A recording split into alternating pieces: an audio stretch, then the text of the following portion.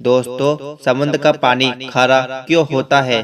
कभी ना कभी आपके मन में ये सवाल जरूर आया होगा और आज हम आपको इसी बारे में बताने जा रहे हैं। पानी हमारे जीवन में कितना महत्वपूर्ण है, इस बात का अंदाजा आप इस बात से लगा सकते हैं कि जल के बिना जीवन की कल्पना नहीं की जा सकती है। दुनिया के बहुत सारे जीव जंतु तो जल में ही रहकर अपनी जिंदगी बिता रहे हैं।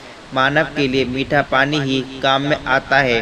क्योंकि समुद्र का पानी खारा होता है, इसलिए मानव इस पानी को पीने के काम में नहीं ले सकता है।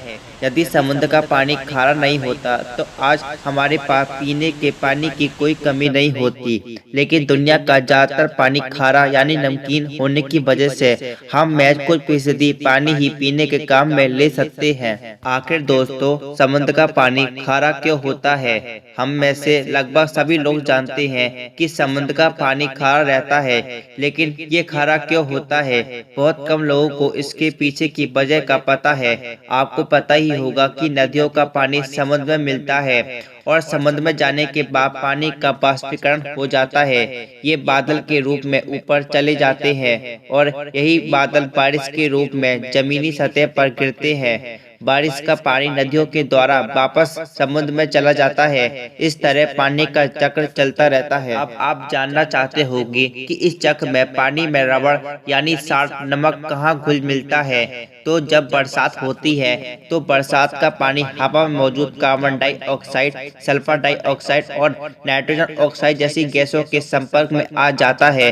ये गैसें पानी में घुल जाती हैं। इसके कारण बरसात का पानी हल्का और अम्लीय यानी नमकीन हो जाता है। जब ये जल जमीन, पहाड़ों और चट्टानों पर गिरता है तो वह उनमें मौजूद रबड़ को घुला लेता है। सतह से बहकर जब ये पानी नदियों में पहुंचता है तो सतह से बहकर ये रबड़ नदियों में भी आ जाता है। लेकिन ये रबड़ इतने कम होते हैं कि हमको नदियों का पानी मीठा नहीं लगता है। पानी समुद्र में पहुंचता है।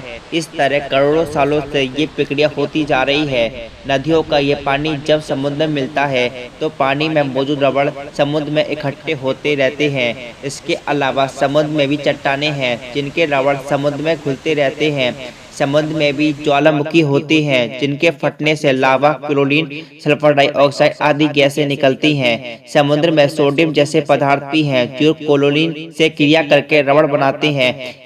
इस तरह नदियों से आए रबड़ और समुद्र में उत्पन्न रबड़ के कारण हमें समुद्र का पानी खारा लगता है। समुद्र में मौजूद रबड़ तो समुद्र में ही रहते हैं, लेकिन जब सूर्य की गर्मी से इसके पानी का वाष्पीकरण होता है तो ये बादल बनकर ऊपर चले जाते हैं और ये वाष्पीकृत पानी बिल्कुल शुद्ध होता है। ये शुद्ध पानी बादल का रूप ले लेते हैं जो बाद में बारिश के रूप में जमीन पर बरसते हैं। इस तरह समुद्र का शुद्ध पानी तो आकाश में चला जाता है, लेकिन रबड़ समुद्र में ही रह जाते हैं। इसी प्रक्रिया के कारण करोड़ों वर्षों से समुद्र का पानी खारा ही बना रहता है। अब आप ये सोच रहे होंगे कि इस तरह तो समुद्र का पानी और भी खारा होता जा रहा होगा, लेकिन ऐसा नहीं है। समुद्र में कई ऐसी प्रक्रिया होती रहती हैं जिसके कारण समुद्र का पानी ज्यादा खारा नहीं होता है। जैसे समुद्र में मौजूद शल्कधारी जीव जंतु समुद्र में मौजूद रबड़ का उपयोग अपनी खोल बनाने के काम में ले लेते हैं और जब ये शल्कधारी समुद्र जीव मरते हैं तो बहुत समय बाद इनका शरीर चूने का पत्थर बन जाता है। ये चूने के पत्थर समुद्र में हलचल के दौरान समुद्र की तरह सतह पर आ जाते हैं। इस चूने का खनन करके इसको घर में काम करने की योग्य बनाया जा सकता है।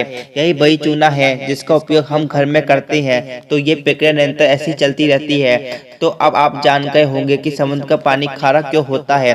आपकी जानकारी के लिए बता दें कि इस समुद्र में 3.5% रबड़ पाया जाता है। मतलब समुद्र के 100 ग्राम पानी में 3.5% पानी में रबड़ होता है। इस वजह से ही हमें समुद्र का पानी खारा लगता है। इसमें कुछ रबड़ नदियों के द्वारा आ जाते हैं, जबकि कुछ रबड़ समुद्र में ही चट्टानों और ज्वालामुखी से निकलने वाली गैसों की क्रिया से उत्पन्न होते हैं।